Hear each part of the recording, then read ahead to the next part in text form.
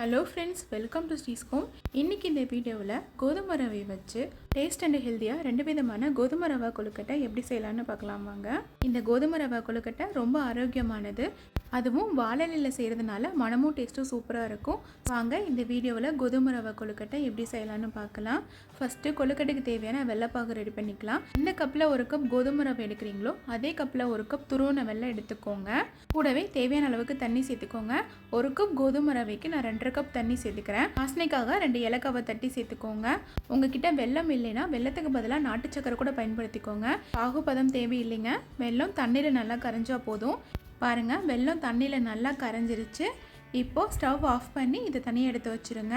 அடிக்கணமான பாத்திரத்தில் 2 table spoon நெய் சேர்த்துக்கோங்க. நெய் நல்லா சூடானதும் 10 போல் முந்திரி எடுத்து நெய்யில் நல்லா வறுத்துக்கோங்க. முந்திரியோட கலர் மாறுற வரைக்கும் வறுத்துக்கோங்க. பாருங்கள், முந்திரி நல்லா வறுபட்டுருச்சு. வறுத்த முந்திரியை வேற ஒரு தட்டுக்கு மாற்றிக்கோங்க.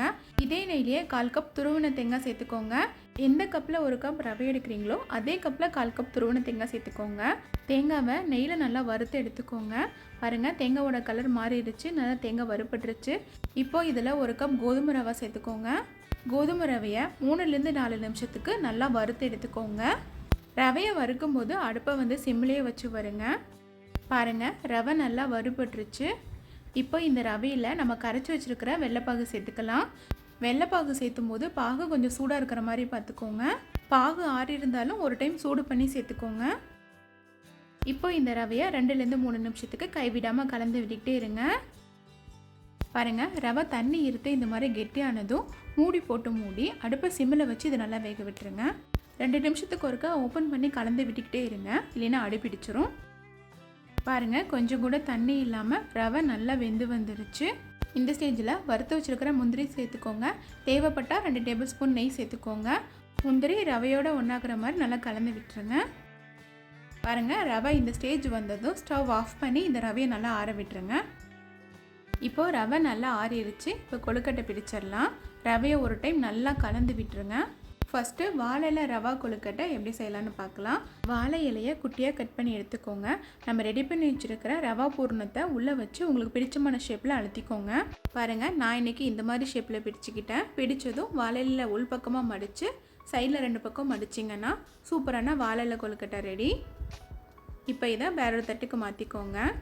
இதே மாதிரியே மீதம் உள்ள பூரணத்தையும் வாழை இலையில் வச்சு மடித்து எடுத்துக்கலாம்.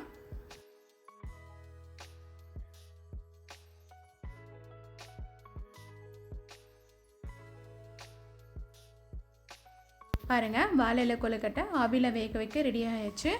மீதம் இருக்கிற கொழுக்கட்டை மாவில் நான் பிடி கொழுக்கட்டை செய்கிறேன். பிடி கொழுக்கட்டை கையில் செய்யாமல் இந்த மாதிரி கொழுக்கட்டை அச்சை தான் செய்கிறேன். இப்போ பார்க்க கொஞ்சம் அழகாக இருக்கும், குழந்தைங்களுக்கும் பிடிக்கும். அச்சில் கொஞ்சமாக நெய் தடவி தேவையான அளவுக்கு மாவை ஸ்டஃப் பண்ணி அச்சை ஓப்பன் பண்ணி எடுத்தால் சூப்பரான கோதுமை ரவா கொழுக்கட்டை ரெடி ஆயிரும்.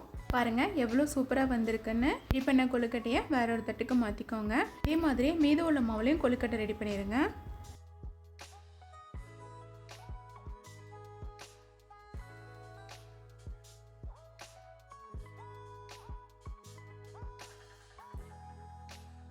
பாருங்கள், 2 விதமான கொழுக்கட்டையும் ரெடி பண்ணியாச்சு. இப்போ இதை ஆவியில் வேக வச்சு எடுத்துடலாம். இட்லி பாத்திரத்தில் தேவையான அளவுக்கு தண்ணி சூடு பண்ணிக்கோங்க. தண்ணி சூடானதும் ஃபஸ்ட்டு பிடி கொழுக்கட்டை, அதுக்கு மேலே வாழை இலை கொழுக்கட்டை வச்சு மூடி இந்த கொழுக்கட்டையை 8லேருந்து 10 நிமிஷத்துக்கு நல்லா வேக விட்டுருங்க. இப்போ 10 நிமிஷம் ஆயிடுச்சுங்க. ஓப்பன் பண்ணி பார்த்துடலாம். பாருங்கள், 2 விதமான கொழுக்கட்டை சூப்பராக ரெடி ஆயிடுச்சு. எப்போதும் அரிசி மாவில் ராகி மாவில் தான் கொழுக்கட்டை செய்வோம். ஒரு டைம் கோதுமை ரவையில் இந்த மாதிரி கொழுக்கட்டை செஞ்சு பாருங்கள். டேஸ்ட்டு சூப்பராக இருக்கும், குழந்தைங்களுக்கும் ரொம்ப பிடிக்கும். ஃபஸ்ட்டு வாழை இலையில் இருக்கிற ரவா கொழுக்கட்டையை ஓப்பன் பண்ணி காட்டுறேன் பாருங்கள். இதே மாதிரியே வெள்ளை ரவையில் கூட கொழுக்கட்டை செய்யலாம். அந்த வீடியோ என்னோடய சேனலில் ஆல்ரெடி அப்லோட் பண்ணியிருக்கேன். அந்த வீடியோவோட லிங்க் கீழே டிஸ்கிரிப்ஷனில் கொடுக்குறேன், உங்களுக்கு வேணால் நீங்கள் பார்த்துக்கோங்க. பாருங்கள், நல்லா கலர்ஃபுல்லாக சூப்பராக ரெடியாக இருக்குது. உள்ளேயும் சூப்பராக வெந்து வந்திருக்கு.